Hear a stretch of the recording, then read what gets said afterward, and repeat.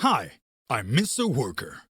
I want to share with you the new way to buy online the ultimate work tools for professional maintenance and repair operations.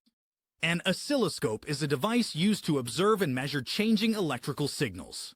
It works by displaying voltage over time as a waveform on the screen, allowing you to see how a signal behaves in real time. This makes it an essential tool for analyzing voltage levels, detecting anomalies, and understanding the performance of electronic circuits. Using an oscilloscope involves several steps. Connect the probes. Attach the probes to the circuit or device under test. Set up the oscilloscope. Adjust the vertical and horizontal controls to match the expected signal range and time base. Trigger the signal. Configure the trigger settings to stabilize the waveform display. Analyze the signal. Observe the waveform on the display and use measurement tools to analyze its characteristics. To wrap up, here's how to read an oscilloscope.